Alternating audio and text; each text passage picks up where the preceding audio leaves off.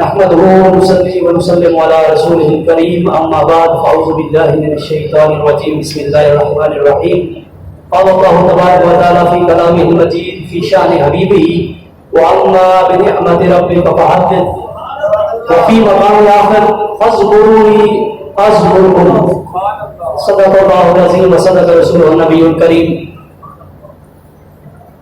ہماری سنت ہے، خوش قسمتی ہماری کہ ہم اہل ادب ہیں اور اہل محبت ہیں.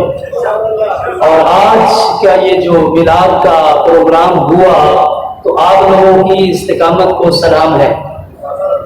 اس کے ساتھ ساتھ میرا یہ پیغام ہے کہ بھلے آپ رات کو 3 بجے گھر پہنچے لیکن آنکھوں کی ٹھنڈک نماز فجر نماز قضا نہیں کریں. ابھی سے آپ ہمت باندھیں.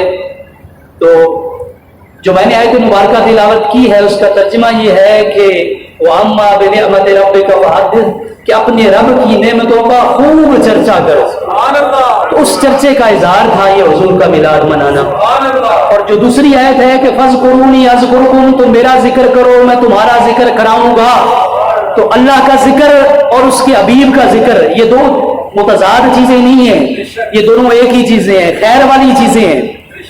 اور ہم سارے رضوی صاحب کے مجاہدین ہیں، دیوانے ہیں، اور وہ میرے استاد بھی ہیں. میں نے ان سے پڑھا تو نہیں ہے لیکن ہم نے جو 9 سال مدرسہ میں پڑھا اس کی جہاں تک اختتام تھی بابا جی نے سبق آگے سے شروع کیا. اور میرے چھوٹے بھائی انوار صاحب نے بیان کر دیا، میں بیان نہیں کروں گا، چند گزارشات ہیں کہ جو حضور کا میلاد ہے ولادت کے معجزات بیان کرنا اور حلیمہ سعدیہ رضی اللہ تعالی عنہا کے گھر تک لے کے جانا. ٹھیک ہے، بابا جی نے کہا بات اس سے یہاں رک نہیں جاتی تو مولوی تو یہاں تک بات پہنچا کے پھر کھانا پینے لنگر کر کے اور بس گھروں پہ جاتے ہیں. بات یہاں نہیں ختم ہوتی، بات آگے بھی چلتی ہے. پھر جو مکے کے اندر حضور کے ساتھ حضور کے چچا ابو لہب اور ابو جہل نے کیا وہ بھی آپ نے بیان میں سنا. جو کافروں نے مسلمانوں کے ساتھ ظلم و ستم کیے وہ بھی آپ نے سنے. اور بابا جی کہتے تھے طائف تو میں بیان ہی نہیں کرتا، اس قوم کے سامنے میں طائف کا واقعہ کیسے بیان کروں جو چاولوں کے اس چھوٹے سے اس شاپر کے اوپر لڑتی ہے. لیکن بابا جی نے قوم کے اندر جو امت حضور کی جہاد کے جذبے کو حضور کی تلوار کی نفی کر چکی تھی تو بابا جی نے کہا یہ بات تو یہودی اور یہودیوں کی بڑے بھی لکھ کے گئے کہ جب حضور دنیا سے گئے تو حضور کے گھر میں اور کچھ نہیں تھا، فاقے تھے، قرضہ تھا حضور کے اوپر، لیکن تلواریں حضور کے گھر کے دیواروں کے اوپر لٹک رہی تھی. اور میں یہ نعروں کی ضرورت نہیں ہے، وقت بہت ہو چکا ہے. آپ لوگوں کے جذبے کو سلام، آپ کے نعرے اللہ تعالیٰ قبول فرمائے. تو میں نے جو بابا جی کے سارے جو کام ہیں، ایک تو ان کا اپنی ذات کا نعرہ نہ لگوانا اور اپنے نبی کا نعرے لگوانا، اور آج ہم بابا جی کی کیا بات یہ نعرے لگاتے ہیں. تو انہوں نے ساری زندگی اپنے آپ کو وہ کتا پاک رسولی عاجزی کا ایک پہلو تھا، پھر ایک استقامت کا پہلو تھا. یہ سارے پہلو جتنے بابا جی کے اندر تھے وہ سارے ان کو سلام. بابا جی کی برکت کے اوپر کروڑوں رحمتوں، اللہ تعالیٰ کروڑوں رحمتوں کا نزول فرمائے. لیکن ایک چیز جو مجھے بابا جی کی ساری چیزیں خیر والی، لیکن سب سے زیادہ جو مجھے چیز تھی نا وہ بابا جی کے اندر جو حضور کی ناموس اور ختم جو نبوت ہے اس کے اوپر جو آپ کو غیرت آتی تھی، جو آپ کو جلال آتا تھا. اور مجھے خیال آتا تھا کہ یار بابا جی ٹانگوں سے معذور ہیں ظاہری طور پر اور امت کو چلنا سکھا گئے، وہ ساری باتیں آپ سنتے رہتے ہیں. لیکن اگر بابا جی کے ہاتھ میں وہ تلوار نہیں تھی، وہ تلوار ہوتی تو پھر کیا انجام ہوتا.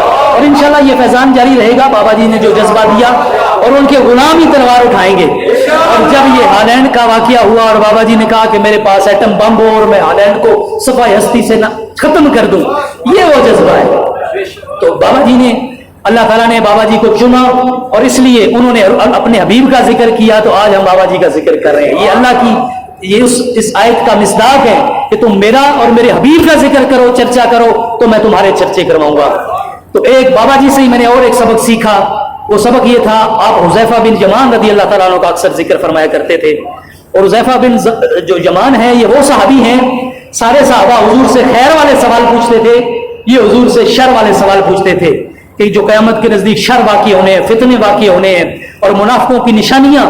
تو بعد میں جب حضور دنیا سے پردہ فرما گئے تو حضرت عمر فاروق رضی اللہ تعالیٰ عنہ، یہ میں نے بابا جی سے سنا ہے وہ سبق سنا رہا ہوں، آپ حذیفہ بن یمان سے پوچھتے تھے کہ میرے بارے میں بتاؤ، کیا حضور نے منافقوں کی لسٹ میرا نام تو نہیں بتایا آپ کو؟ یعنی ساری جو منافقوں کی شر والی علامتیں ہیں وہ آپ نے حضور نے حذیفہ بن یمان کو فرمائی تھی. تو اس لیے یہ فتنوں کا دور ہے. بابا نے جیسے حق کا رستہ بتایا کہ یہ حضور کے ساتھ محبت اور حضور کی ناموس رسالت اور ختم نبوت کے اوپر پیرا دینا ہے, یہ حق کا سیدھا رستہ بابا جی نے بتایا. پھر شر والے رستے بھی بتائے. تو شر والے رستے وہ ہماری پارٹیاں ہیں, وہ نون لیگ ہے, وہ پیپل پارٹی ہے, وہ پی ٹی آئی ہے. تو بابا جی نے قرآن کی آیت سے وہ چیزیں ثابت کر کے دکھائیں. پھر قیامت کل ہاتھوں کو اس طرح کاٹو گے ہاتھوں کو, کاش ہم ان کے ساتھ نہ ہوتے اور ہم نے اپنے نبی کے ساتھ وفا کی ہوتی. تو یہ ساری چیزیں بابا جی نے ہمیں سکھائی ہیں. تو ایک حق کا رستہ ہے, ایک شر والی چیزیں ہیں. تو شر والی چیزیں بھی بابا جی نے ان پارٹیوں کا سارا کٹا چٹا کھول کے آپ کو بتا دیا. لیکن اس دور میں جو اور فتنے ہیں, کیونکہ حضور کا فرمان ہے کہ بندہ صبح مومن ہوگا, شام کو کافر ہوگا, اور شام کو مومن ہوگا, صبح کافر ہوگا. ایسے لوگ فتنے گھڑ گھڑ کے لائیں گے. اور ہمارے سامنے بھی وطن کا جو فتنہ ہے رضوی صاحب نے کھول کے رکھ دیا کہ اپنے نبی اللہ کے رسول کی محبت کو, قرآن کو ہم سے نکالیں گے اور وطن کی محبت کو ڈالیں گے. اور جب یہ ہماری آرمی نعرہ لگایا کرتی تھی کہ ہم چپے ملک کے چپے چپے کی حفاظت کریں گے, تو آپ فرماتے تھے چپے چپے کی حفاظت کے پتلوں, حضور کی ناموس کے اوپر جو یہ ملک بنا ہے اس کے اوپر کون پہرا دے گا. تو یہ ساری باتیں ہیں. آپ نے بابا جی کے بیان سنے ہوئے ہیں. اپنے ان دوستوں کو بھی جو آج بھی بہکے ہوئے ہیں, انہیں کہیں بس یار سن لے بابا جی کا بیان, سن لے بس, باقی اس کے بعد باقی انشاءاللہ اللہ تعالیٰ اس کو بھی غیرت ایمانی دے گا. تو ہمارے دور کا فتنہ وہ مکار مرزا جیلمی ہے, اور جو خبیث عقیدے کے لوگوں کو, اور کہتے ہیں یہ سنی شاہ ہیں, یہ سنی سید ہیں, یہ میرے ساتھ سوال کرتے ہیں. ایسا نہیں ہے. ان میں سے کوئی رافضیوں کی طرف ہوتا ہے, کوئی خارجیوں کی طرف ہوتا ہے. اور وہ جو بچے اگر سنیوں کالجوں اور یہ جو موٹیویشنل سپیکر ہوتے ہیں خبیث کے بچے, تو انہوں نے ہمارے اسکولوں کے اوپر, پہلے تو ہماری ATI جماعت تھی جو حضور کے اس کے اوپر باتیں کرتی تھی, اور اب مجھے میرے علم میں ہے کہ شاید ہمارے خاتم حسین رضوی رحمۃ اللہ علیہ کے نام کے اوپر بھی اسکولوں کالجوں میں وہ ایک جماعت بن رہی ہے جو ان کے اندر اپنے بچوں کے اوپر یہ چیزیں اجاگر کرے. اور میں چھوٹے چھوٹے بچوں کے بھی یار بابا جی نے وہ جو نعرہ لگایا, اور چھوٹے چھوٹے معصوم بچوں کے اوپر, اور میں نے جو بابا جی کے بیانوں سے زندگی تبدیل ہوتی دیکھی. میں نے اپنے خالہ صاحب کزن کو داڑھی پوری سنت کے مطابق رکھی, اور اس کے کزن یہاں پہ ہیں, وہ PTI کے بڑے وہ تھے, لیکن جب انہوں نے بابا جی کو سننا ہوا تو آج وہ یہاں پہ دبئی میں ہے, اور انہوں نے پوری سنت کے مطابق داڑھی رکھی ہے. تو اس لیے میرے بھائیوں ایک میری یہ بھی گزارش ہے کہ جیسے بابا جی کہتے تھے کہ نماز کو قضا نہیں کرنا, اور اپنے نبی کی سنتوں کو نہیں چھوڑنا, اپنے نبی کی سنتوں کو اپناؤ, مسواک کیا کرو, تمہارے منہ سے بو ختم ہو جائے گی, خیر و برکت آئے گی, تمہاری یاداشت تیز ہوگی, یہ سبق کون یاد کرے گا.